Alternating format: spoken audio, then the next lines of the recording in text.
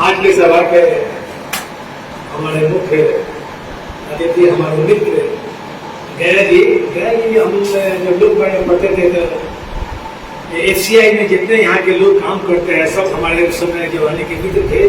गया जी भी हमारे साथ थे लोग मेरे स्कूल में, और हमारे पुराने हमारे मित्र हैं और मैं बहुत दिनों से रहता हूँ। और हमारे फल विक्रेता केला करोड़ में हम सौंपे जाता है, रोज मुलाकात होती है उनसे।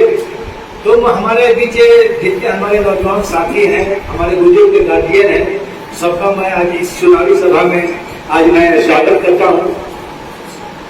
आज मैं कुछ ऐसी बातें बताने जा रहा हूँ जिससे आप अनुभव होंगे। और बहुत सा मुद्दा एक नौजवान हमारा मित्र हमारे नौजवान साथी ने बताया कुछ स्कूल के बारे में, मैं सारी बातों को विस्तार से बताऊंगा और सही ढंग से सब लोगों के बीच में अपनी बात को रखूंगा। आप जानते हैं कि इसके पहले 17 में नगर निगम का चुनाव हुआ था और इस बार 5 साल समाप्त हो गया, 22 में फिर चुनाव होने जा रहा है।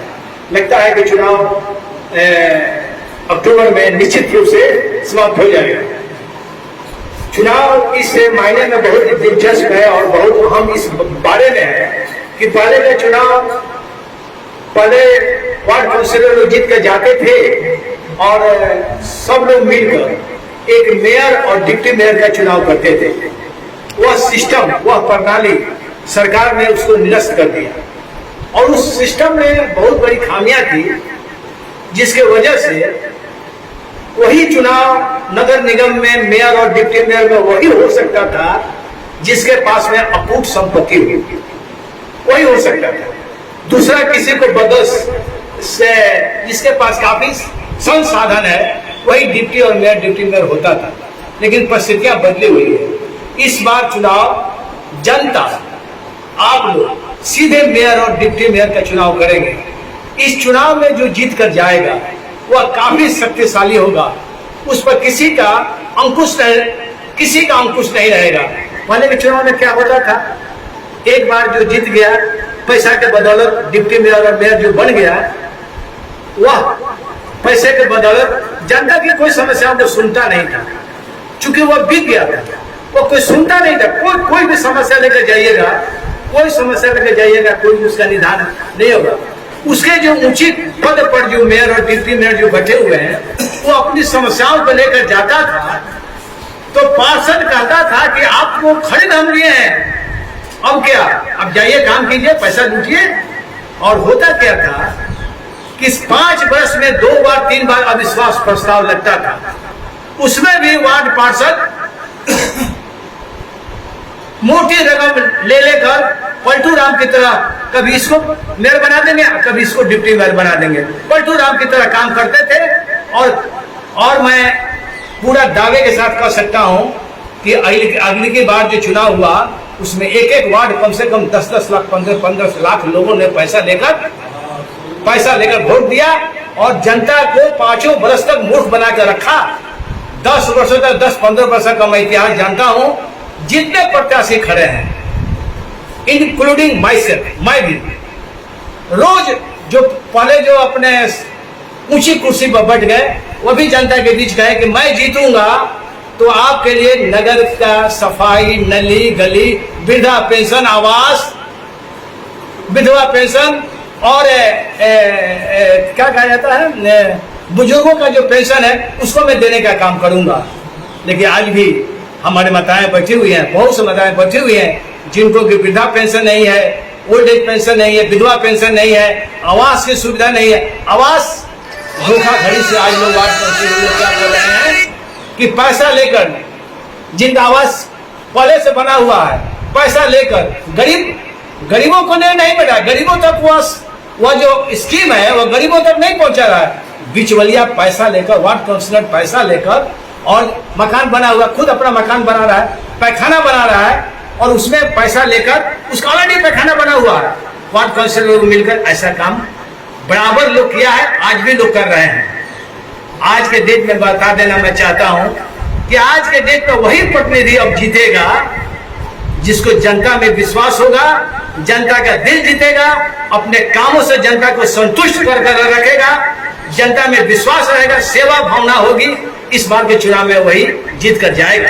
अन्यथा चुनाव अब धन बल से नहीं होने जा रहा है कि हम पैसा देकर मांस मछली मदिरा पियाकर और वोट ले लेंगे। अब वैसा नहीं होने जा रहा है। मैं बताने क्या कोशिश कर रहा हूं आपके बीच कि इस चुनाव में मैं जीतूंगा या हारूंगा ये कोई माने नहीं रखता है, लेकिन माने ये है कि अगर मैं चुनाव जीत गया और जिस पद के लिए, डिप्टी मेयर के लिए मैं चुनाव लड़ रहा हूं, अगर आप लोगों ने मुझे उस पद पर बैठाने का काम किया तो मैं आपको विश्वास दिलाता हूं कि जाति धर्म से ऊपर उठकर निष्पक्ष भाव से, बिना भेदभाव के आपका मैं जितना दिलत रहूंगा आपका मैं खिदमत करता रहूंगा। मैं नहीं जानता कि मैं एक बेहतरीन उम्मीदवार हूं कि नहीं, मैं नहीं जानता कि मैं एक बेहतरीन उम्मीदवार हूं कि नहीं, लेकिन आज मैं जहां बैठा हूं सम्मानित लोगों के बीच में, वह बड़े ही सम्मानित लोग हैं और बड़े ही मजबूत लोग हैं, उनका मैं एक बार पुनः सम्मान करता हूं।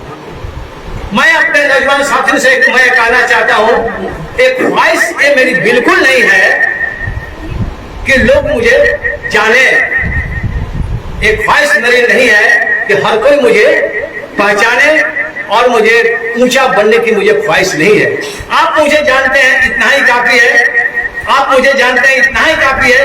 किसी ने अच्छा जाना तो किसी ने बुरा जाना, जिसकी जितनी औकात थी उतना ही पहचाना मुझे। मैंने जिंदगी में सीखा है, लहरों से सीखा है जीवन का शैली, मौज से रहना और धारा में बहना। ऐसा नहीं है कि मुझ में कोई ऐब नहीं है, लेकिन सच कहता हूं कि मुझ में कोई फ्रेम नहीं है। मेरे यही अंदाज से सारे दुश्मन बस हो जाते हैं कि एक मुद्दे से मैंने कभी दोस्त ना बदला ना मोहब्बत बदला। मेरा यही अंदाज जमाने से लोग खलता है कि मेरा यही अंदाज हवा के विविध चिया क्यों बढ़ता है। मैं चाहता हूं, बड़े बड़े पोस्टर लगे हुए हैं, सब लोग कैंडिडेट लोग खड़े हुए हैं, सब लोग घोषणा में कह रहे हैं कि मैं यह काम कर दूंगा, मैं वह काम कर दूंगा, मैं यह काम कर दूंगा।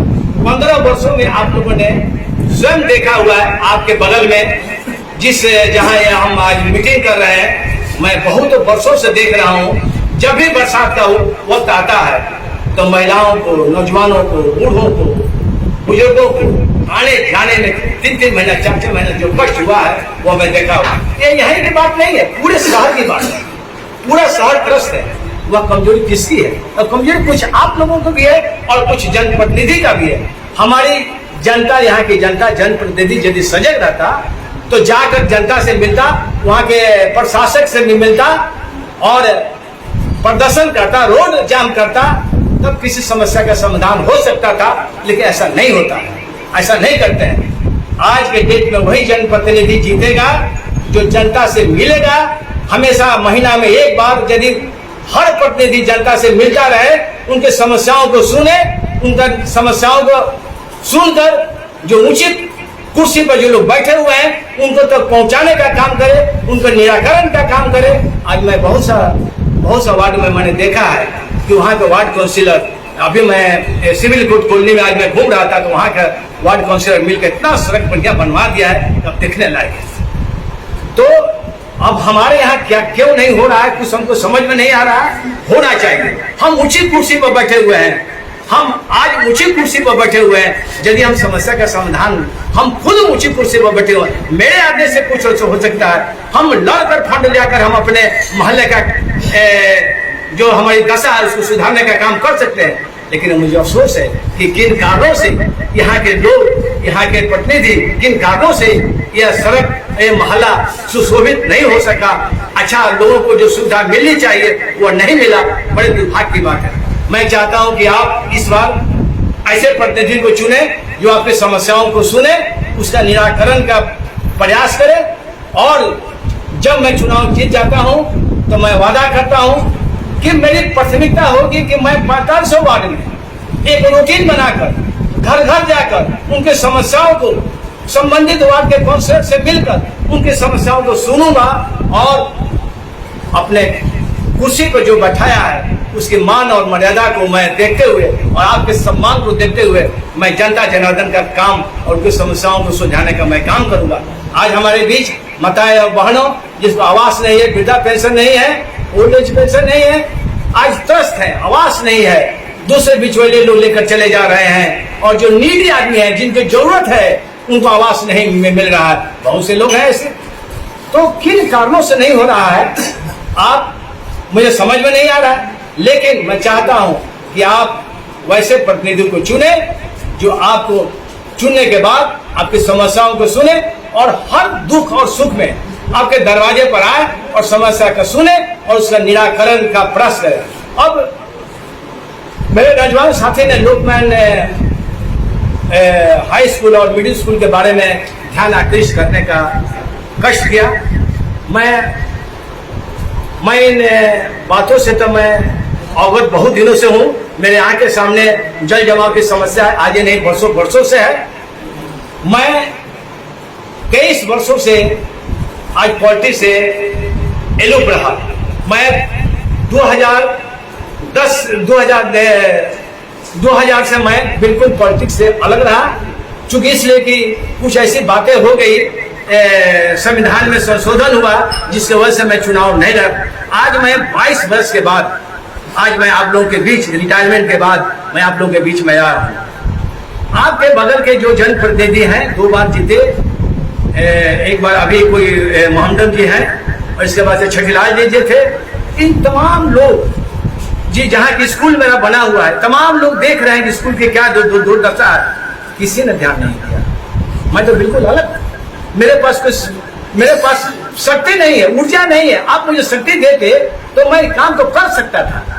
जैसा कि इन्होंने कहा कि वीरेंद्र बाबू से हम मिले थे, जो हमारे एमएलसी हैं, उसे मिले थे आप, लेकिन उन्होंने कोई ध्यान नहीं दिया।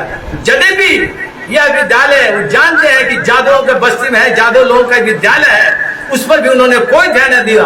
मैं दावा के साथ कहता हूं आगे भी कोई लोग ध्यान देने वाला नहीं है। अब रही बात मेरी, मैं उस जहां जल जमाव है उसको दूर करने के लिए मैं अपने विधायक से सीएन गुप्ता से मैं बात कर रहा हूं कि उसको कम से कम आप फंड दीजिए।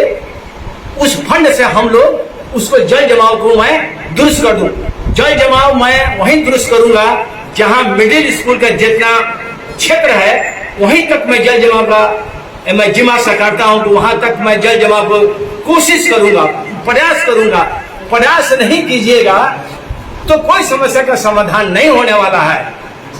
मैं स्वयं किसी समाज को नहीं बदल सकता। मैं दावे के साथ कहता हूं कि मैं स्वयं समाज को नहीं बदल सकता। मैं कोशिश इसलिए करता हूं कि पानी में हलचल मचाने के लिए एक पत्थर ही काफी है। मैं चाहता हूं कि मैं अपने स्थानीय विधायक से मिलकर मिडिल स्कूल में जितना जल जमाव है उसको मैं प्रयास कर रहा हूं कि फंड दे और मैं इसको मैं 2-3 जगह लगाऊं। फिर मेरे पास से नहीं होने वाला, नहीं होगा तो नहीं होगा। मैं और लोगों से मिल रहा हूं, अपने ठीक ठाक आप प्रयास कीजिए। प्रयास जब तक मैं नहीं करूंगा तब तक नहीं होने वाला है।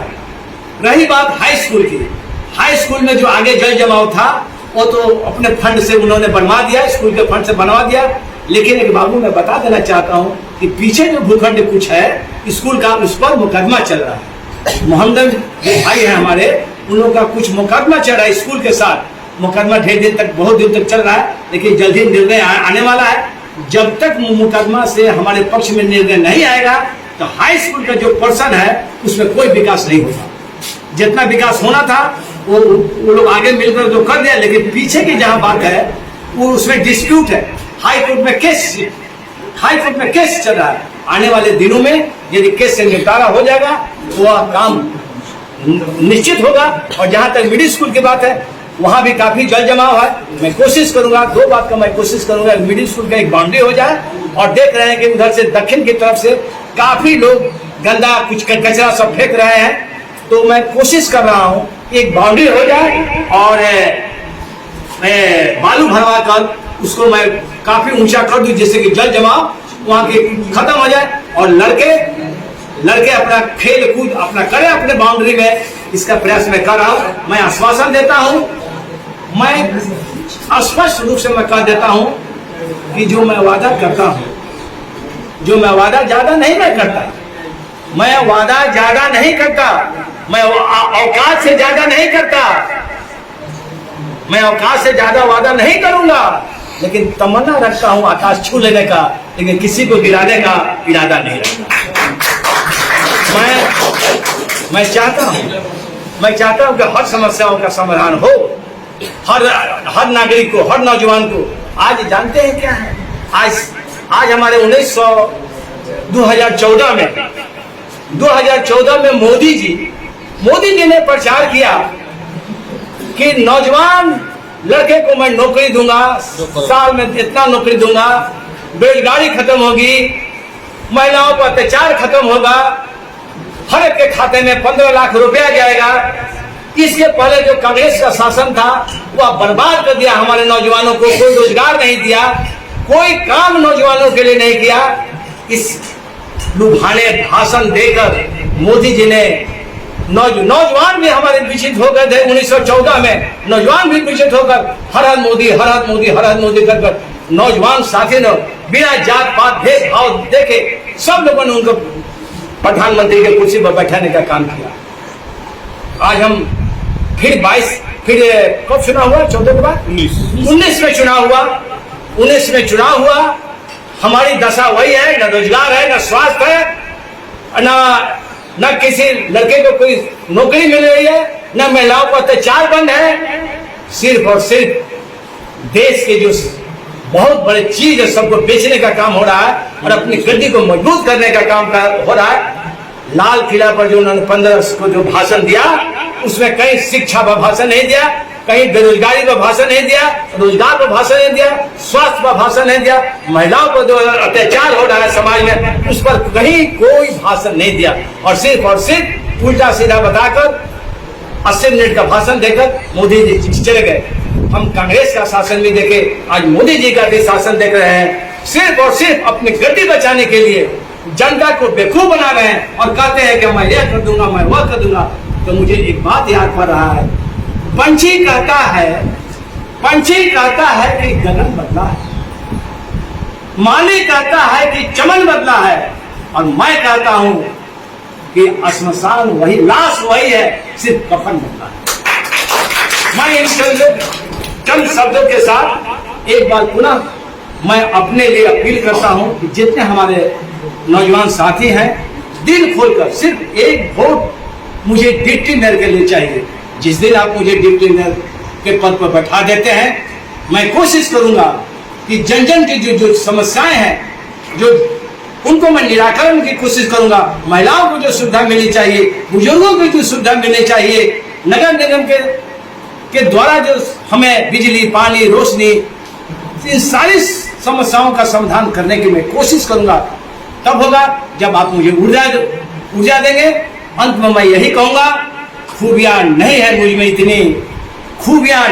में इतनी कि मैं आप सबों का दिल जीत सकूं, लेकिन आज इस जगह पर कुछ ऐसा पल छोड़ जाऊंगा कि आप मुझे कभी बुला ना पाएंगे।